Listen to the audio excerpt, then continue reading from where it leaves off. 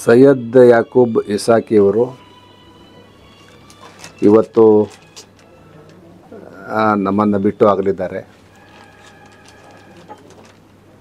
ಅವರ ನನ್ನ ಸಂಬಂಧ ಕಳೆದ 30 ವರ್ಷಗಳಿಂದ ಅವ್ರನ್ನ ನೋಡ್ಕೊಂಡು ಬಂದಿದ್ದೀನಿ.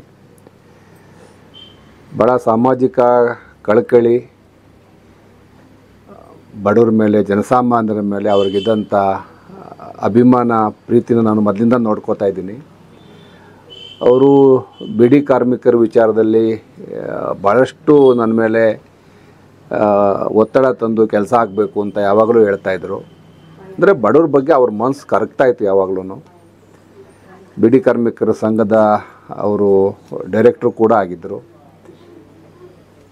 ಅವರೊಬ್ಬ ಕವಿ ಹೃದಯ ಉಳ್ಳವರು, ಒಬ್ಬ ಕವಿಯಾಗಿದ್ದರು. ಸಮಾಜವನ್ನು ಬೇರೆ ದೃಷ್ಟಿಕೋನದಿಂದ ನೋಡ್ತಾಯಿದ್ರು. ಇವತ್ತು ಅವರು ನಮ್ಮನ್ನೆಲ್ಲ ಬಿಟ್ಟು ಅಗಲಿದ್ದಾರೆ. ಅವರು ಬಹಳಷ್ಟು ಜನಗಳ ಪ್ರೀತಿಯನ್ನು ಸಂಪಾದನೆ ಮಾಡಿದರು. ಅವ್ರಿಗೆ ಇಂಥದ್ದೇ ಜಾತಿ ಅಂತೆಲ್ಲ ಎಲ್ಲ ಸಮುದಾಯದಲ್ಲೂ ಕೂಡ ಯಾಕೂಬ್ ಇಸಾಕಿಯವ್ರ ಬಗ್ಗೆ ಒಳ್ಳೆಯ ಅಭಿಪ್ರಾಯ ಇತ್ತು. ನನ್ನ ಸಾರ್ವಜನಿಕ ಜೀವನದಲ್ಲಿ, ರಾಜಕೀಯದಲ್ಲಿ ನನಗೆ ಯಾವಾಗಲೂ ಕೂಡ ಬೆಂಬಲವನ್ನು ಕೊಡ್ತಾನೆ ಬರ್ತಾಯಿದ್ರು.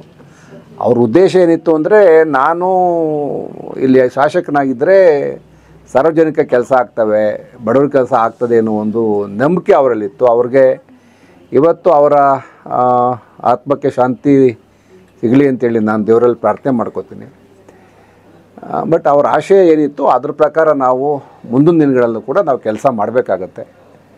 ಹಾಗಾಗಿ ನಮಗೊಬ್ಬರು ಒಳ್ಳೆಯ ಮಾರ್ಗದರ್ಶಕರು, ಒಳ್ಳೆಯ ಹಿತೈಷಿಗಳು, ಸಮಾಜ ಸೇವಕರು, ಭಾಳ ಜನ ಈ ಭೂಮಿ ಮೇಲೆ ಹುಟ್ಟುತ್ತಾರೆ, ಸಾಯ್ತಾರೆ. ಆದರೆ ಇಸಾಕಿಯಲ್ಲಿರ್ತಂಥ ಒಂದು ಒಳ್ಳೆಯ ಗುಣ, ಆದರ್ಶ ನನಗೂ ಕೂಡ ಅದು ಭಾಳ ಪ್ರೀತಿ ಇತ್ತು ಅವ್ರ ಮೇಲೆ. ಕಳೆದ 1 ತಿಂಗಳಿಂದ ನಾನು ಇಲ್ಲಿ ಬಂದಿದ್ದೆ, ಅವರು ಮಾತಾಡ್ಸ್ಕೊಂಡು ಹೋಗಿದ್ದೆ. ಆಗ ಚೇತರಿಸ್ಕೋತಾ ಇದ್ದರು. ಇವತ್ತು ನಮ್ಮನ್ನು ಬಿಟ್ಟು ಅಗಲಿದ್ದಾರೆ. ತುಂಬ ದುಃಖ, ನೋವಾಗ್ತದೆ. ಅವ್ರ ಮಕ್ಕಳಿಗೆ ಅದನ್ನೆಲ್ಲ ಬರ್ಸ್ತಕ್ಕಂಥ ಶಕ್ತಿ ದೇವರು ಕೊಡಲಿ ಅಂತೇಳಿ ನಾನು ಪ್ರಾರ್ಥನೆ ಮಾಡ್ಕೊತೀನಿ.